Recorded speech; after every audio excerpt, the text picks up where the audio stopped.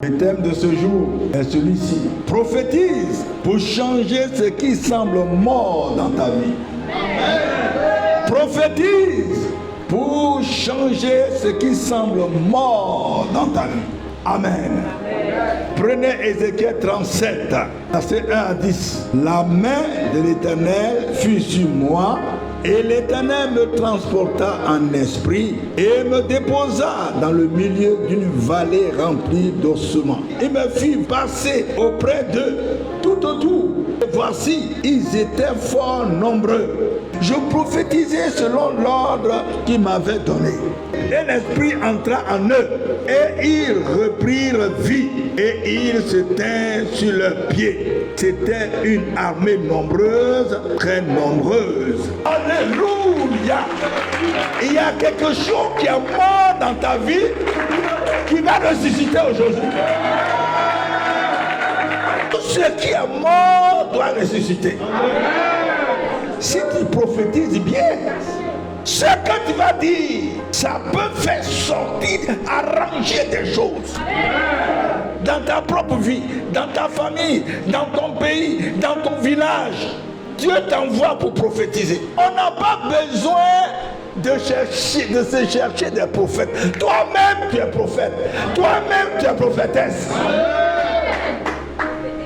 Mais c'est parce que tu ne le sais pas. C'est parce que tu ne sais pas que ce qui sort de ta bouche là, ça accomplit des choses. Dans le monde spirituel, dans le monde physique. Amen. Tu es en train de courir, chercher des gens pour prophétiser pour toi. Alors que toi-même, tu es ton propre prophète. Amen. Il faut être ton propre prophète d'abord avant d'être le prophète des autres. Amen. Prophétiser, c'est quoi? Premièrement, c'est prédire ou annoncer ce qui va arriver.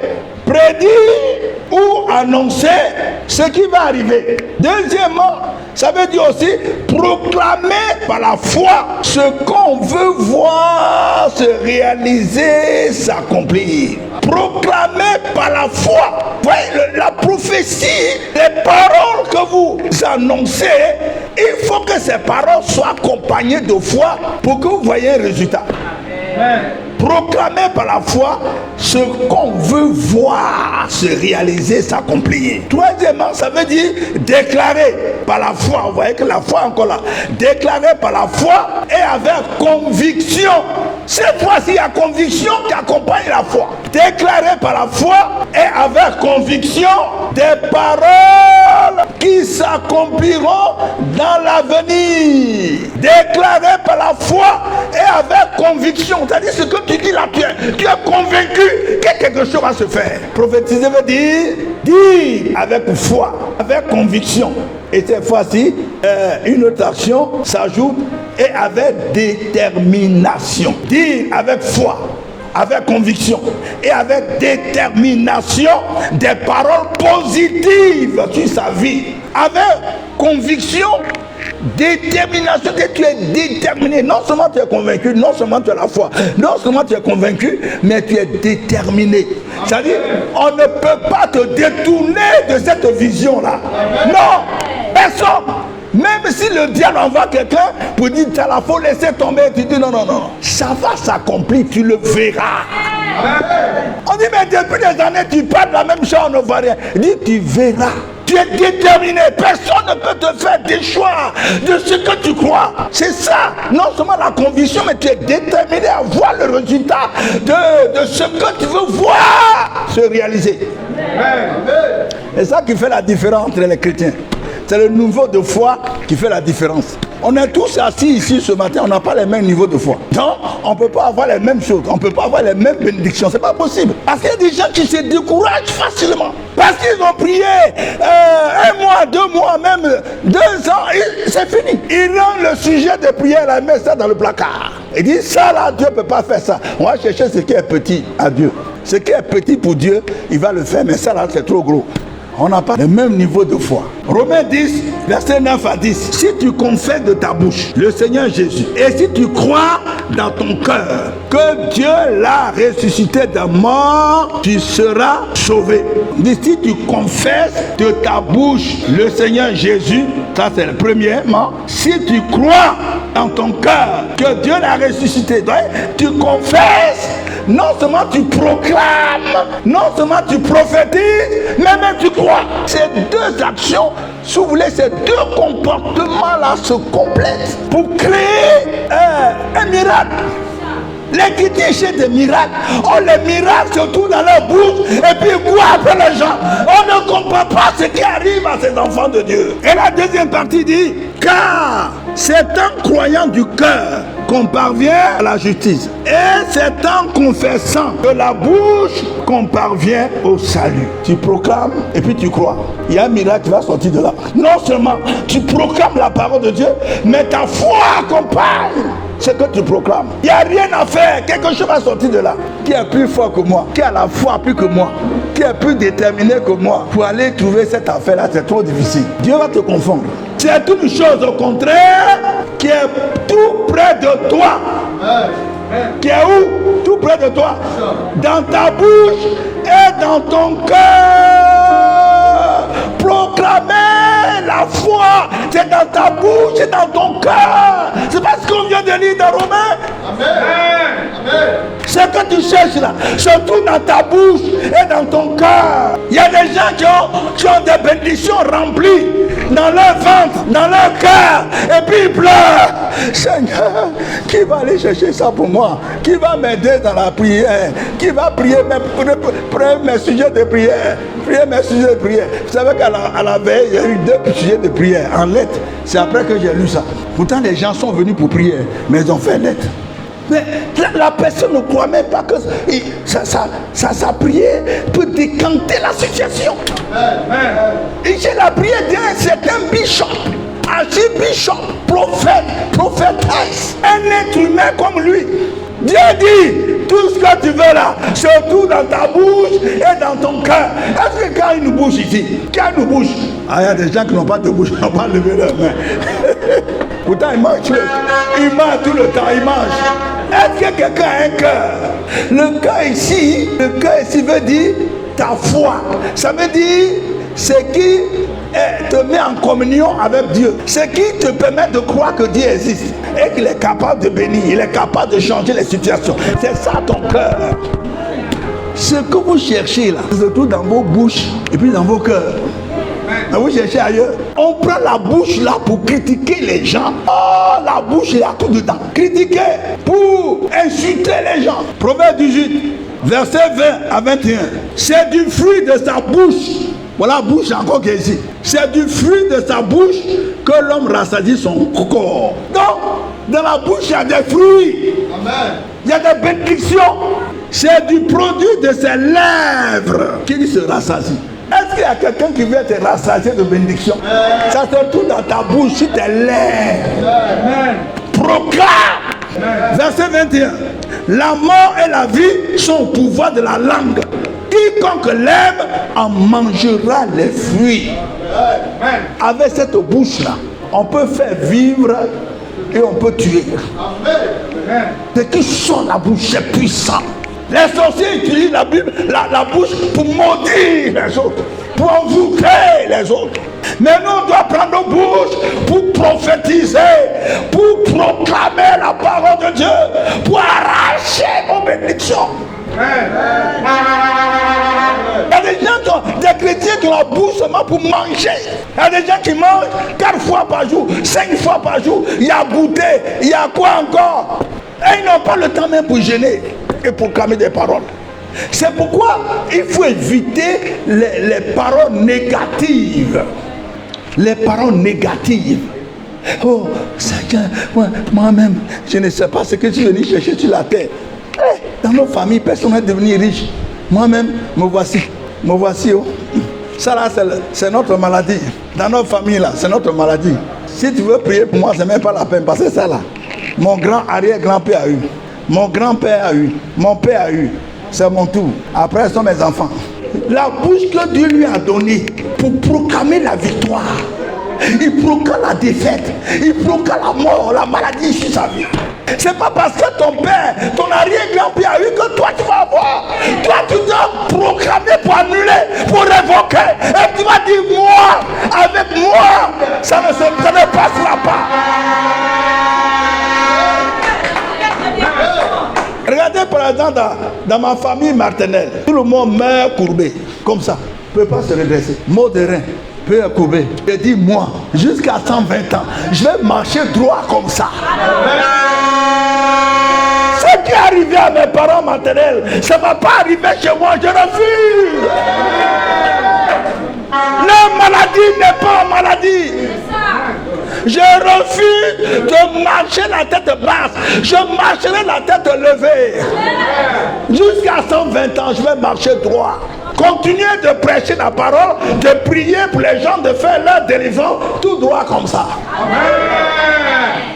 La Bible dit, tu marcheras la tête levée. Le psalmiste dit, je ne mourrai pas, je vivrai et je raconterai les œuvres de l'Éternel. Alors qu'il est en train de, une grande maladie l'a attaqué, il est en train de mourir. Il dit, vous me regardez, mais je ne mourrai pas. Mais les médecins ont dit, il n'y a plus rien qu'on puisse faire pour toi. Il dit, tu as menti.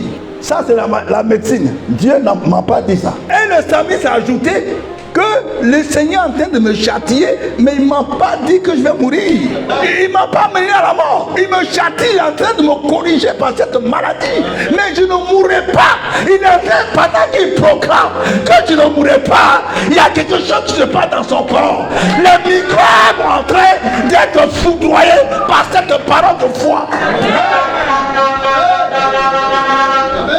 La main de l'Éternel fut sur moi et l'Éternel me transporta en esprit, souligné en esprit, et me déposa dans le milieu d'une vallée pleine d'ossements. En esprit. Donc il a été ravi en esprit. C'était une vision. Ça veut dire quoi? C'est-à-dire tout ce que vous prophétisez, toutes les paroles que vous proclamez concernent d'abord le monde invisible. Ça se passe d'abord dans le monde spirituel. Ça se passe en esprit. Quelqu'un qui veut du travail, il prie, il prophétise. Et puis c'est dans le monde spirituel que ça se passe d'abord. Avant même que quelqu'un l'accepte dans son entreprise, ça se passe d'abord dans le monde spirituel, dans le monde invisible. C'est d'abord dans le monde surnaturel où les choses se passent. Et puis c'est ensuite, si cela est accompli dans le monde invisible, alors on peut le voir dans le monde physique, dans le monde spirituel. Parce que d'abord dans le monde invisible, la chose se crée, se forme. Nous sommes des hommes et des femmes spirituels.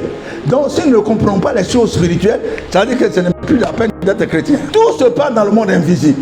Les eaux étaient complètement secs. Ça signifie quoi? Ça veut dire qu'il n'y a plus d'espoir, d'espérance, comme je vous l'ai dit. Il n'y a plus rien qu'on puisse faire pour cette situation. Humainement parlant, ce n'est pas possible. Exactement ce que les gens t'ont dit et que toi-même tu as accepté. Les gens vous ont dit, par exemple, il y a longtemps que tu pries, tu jeûnes, tu as même fait des séances de délivrance. Mais rien n'y fit.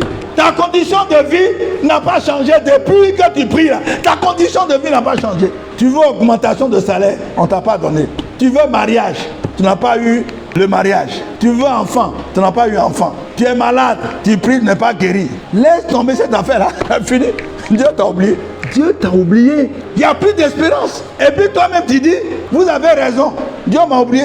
Parce que cette affaire-là, je ne comprends plus rien dedans. Il y a plusieurs parmi nous ici, et même ceux qui nous suivent, qui ont dit ça. Il y a des soeurs qui m'ont dit, en Europe, dit, pasteur, moi-même là, je ne vais plus à l'église, je suis devant la télévision, et puis je suis les cultes. Sinon, affaire d'église là, ce n'est plus dans mon cœur.